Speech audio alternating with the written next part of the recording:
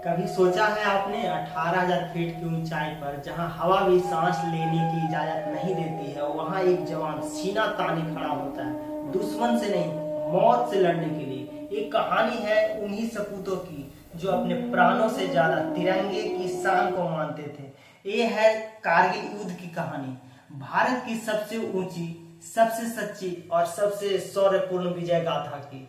साल 1999 भारत और पाकिस्तान के रिश्ते में कुछ गर्मजोशी दिखाई दे रही थी। भारत के प्रधानमंत्री अटल बिहारी वाजपेयी बस लेकर लाहौर गए थे अमन का पैगाम लेकर, लेकिन पाकिस्तान के सेनाध्यक्ष परवेज मुशर्रफ कुछ और सोच रहे थे। भारत की पीठ पर वार करने की योजना बनाई गई और एलओसी पार कर पाकिस्तानी सैनिक और आतंकवादी चुपचाप कारगिल की ऊंचाइयों पर काबिज हो गए। उनकी चाल थी ऊंचाई पर कब्जा करो, श्रीनगर लेह हाईवे को काट दो और कश्मीर को अलग थलग कर दो। भारतीय सेना को जब अपने जवानों को लापता होने की खबर मिलने लगी तो पहली बार शक हुआ कि कुछ तो गलत हो रहा है। 5 मई 1999 टोले लेने गए 5 भारतीय सैनिक पर हमला हुआ, सभी शहीद कर दिए गए और कुछ के शवों को छत बिछत कर भेजा गया।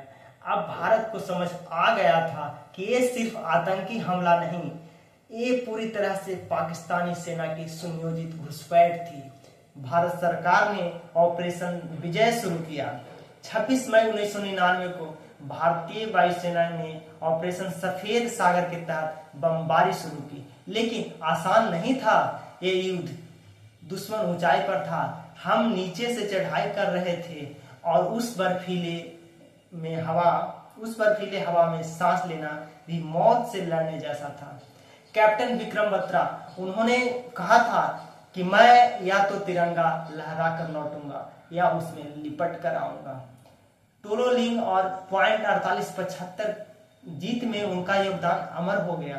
अंतिम हमला करते वक्त उन्होंने साथी को बचाते हुए कहा, तुम हट जाओ, तुम्हारे बीवी और बच्चे हैं, और खुद को गोलियों की बौछार में शहीद हो गए। कैप्टन अनुज नैयर, पॉइंट 48-75 की लड़ाई में उन्होंने दुश्मनों के बैंकरों को उखाड़ दिया। उनकी टीम के सभी साथी शहीद हो चुके थे, फिर भी अकेले लड़ते रहे जब तक उनका शरीर साथ नहीं छोड़ गया। ग्रेनेडियर योगेंद्र सिंह यादव 3 गोलियां लगने के बावजूद चोटी पर चढ़कर बंकरों में ग्रेनेड फेंके और कई दुश्मन को ढेर कर दिया। उन्हें मरा समझकर दुश्मन ने छोड़ा, लेकिन वो रेंगते हुए लौटे और पूरी पॉइंट को बचा लिया। राइफलमैन संजय कुमार खाई में अकेले कूद गए, दुश्मन के मोर्चे पर कब्जा किया और दुश्मन के हथियार से ही उसे मार गिराया। 60 दिन की लड़ाई, हजारों जख्म, बर्फ में खून से सनी धरती, लेकिन भारत नहीं झुका।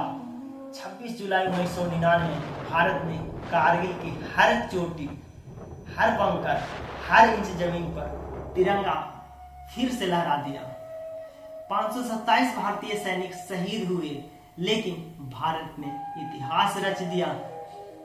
तभी से हर साल 26 जुलाई को कारगिल विजय दिवस मनाया जाता है, ताकि हम कभी न भूलें कि आज की ये आजादी किसी की कुर्बानी का ही तो तोहफा है।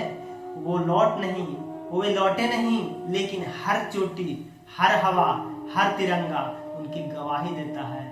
कारगिल हमें सिर्फ एक युद्ध नहीं सिखाता, वो सिखाता है कि जब बात धरती माँ की हो तो बेटा एक ही आवाज देता है, मेरी जान भी हाजिर है माँ। जय हिंद, जय भारत।